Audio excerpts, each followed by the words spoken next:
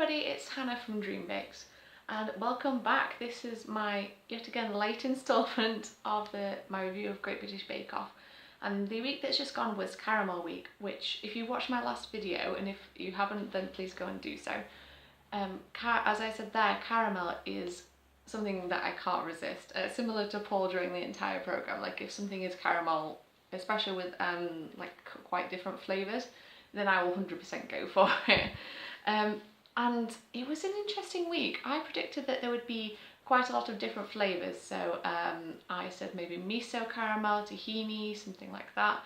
But the only one that we had was bay, the herb bay, and that was in Kate's Millionaire's Shortbread, I believe. And that was the signature bake this week. It was Millionaire's Shortbread, which, like, if you knew that they were going to do a caramel week, you could pretty much predict it's going to be Millionaire's Shortbread.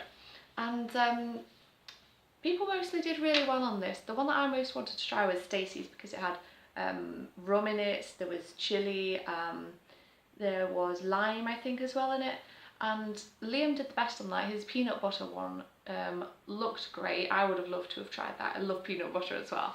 And he got the golden handshake from Paul, which he was very, very made up about, bless him. The one that struggled the most on that was Tom. He presented his as a whole tray bake rather than little individual ones, simply because it just didn't set in time. He poured on his chocolate and I could see, like, as soon as he did it, it just sank right away into the caramel. And it was a great shame. Yeah, it could have been really nice. His was stem ginger and almond, so that would have been quite a nice kind of autumnal one. So a bit of a shame there. Technical challenge were stroop waffles, and I'm not like a big waffle person, either American waffles or stroop waffle, and they said that was chosen because most likely the bakers hadn't ever made ones before, which I like. As I said before, I think it would be better if they hadn't known what any of the challenges were going to be, which I know is like very unfeasible in terms of ingredients, like getting hold of ingredients and stuff, but I think it gives you a better indication of how good they are and how instinctual they are as a baker. And so the timing for these has to be really, really bang on, including sort of the rising of the dough because it's got yeast in it, the cooking of them either side, putting the caramel in, how long to cook the caramel for, and the recipe itself was not very helpful with the timing. It just kind of says cook till ready or whatever, which I know they make it obscure on purpose. It makes me giggle. And this week they had a little film about the history of this stroop waffle, which I thought was quite cool. And Noel went to a producer of them, and he said they make something like 25,000 a day or something like that, which is just mental. And I thought that was really cool. So they originally came about because they were the leftovers from the bakery, that, like, basically pastry scraps or whatever, sandwiched with caramel, which I might look up more of the history about this because depending on the time period, sugar would have been quite expensive. Like it did come down massively in price when they were more able to sort of refine it into the white sugar and stuff.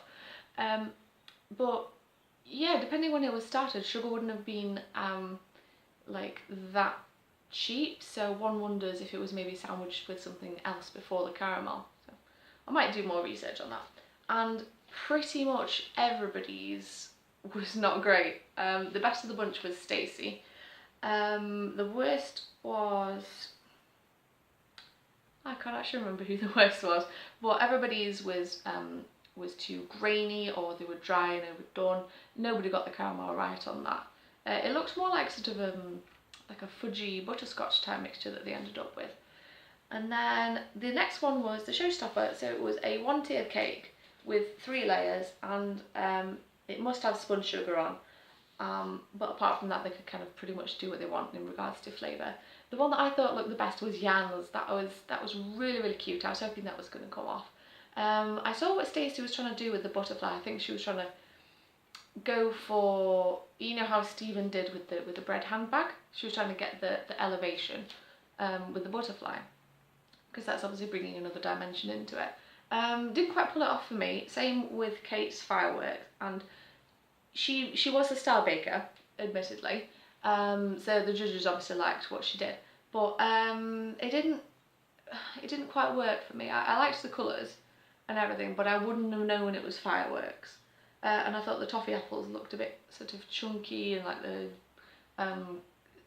sugar was the wrong consistency when she put them on and stuff, so not 100% sure. I did really like the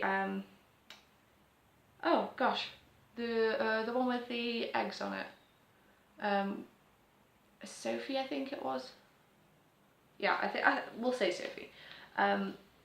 She had like a little mottled effect going on the eggs, which I thought was quite cute. They absolutely loved the toffee apple cake that Kate did, which was probably why she was star baker. I mean, Prue said it was one of the best cakes she's ever had, which is quite the claim, really, isn't it? And the person leaving was Tom. He only had sort of 2 elements to his cake, 2 caramel elements, should I say, and the cake itself was really dry, really stodgy, really underbaked, which was probably quite a big contributing factor in him going, because as the competition narrows itself down, obviously they're going to be picking up on mistakes more and more. I think James needs to watch himself next week, because he made a few errors. Like his millionaire shortbread was a really good idea, but the shortbread base itself was quite doughy, not the right consistency, so I think he needs to pick up his game next week. I wasn't sure whether Liam would be going this week. I thought he might trip up a couple of times, but he really saved himself with a millionaire shortbread, and his showstopper was... I forget what he did. Let me have a look in my little notebook. Yeah, they really liked his buttercream and also his sponge. Next week is puddings week, so I try not to watch the trailer in order not to spoil it for myself. But that signature bake, maybe like a jam sponge or something like that, like a treacle sponge, golden syrup. That's a good question. Like, why do they call it treacle sponge when it's golden syrup? I always enjoyed eating that at school anyway, so I'd be quite interested to see if they do that. And I've got here, I don't know if you have been able to see, I've got a little, it was my birthday last weekend, and one of my friends very kindly bought me this awesome bake-off necklace. It's from Rachel Ann Designs, and it doesn't go with this neckline, but I couldn't be bothered to change my top, so I thought I'll just wear it over, it'll be fine. So yeah, thank you very much, Katie, for that. That was amazing, and it looks awesome. Really, really happy with it. Can't wait for pudding week tomorrow. I am very much gonna try to get it up earlier. We had such a busy week last week. I keep saying that we keep having busy weeks all the time, which is obviously great, but filming kind of tends to take a bit of a backseat, which I'm sure you can understand. So let me know your predictions of who's gonna stay, who's gonna go. What puddings would you like to see? And you know the drill. If you like the video, like it, subscribe it.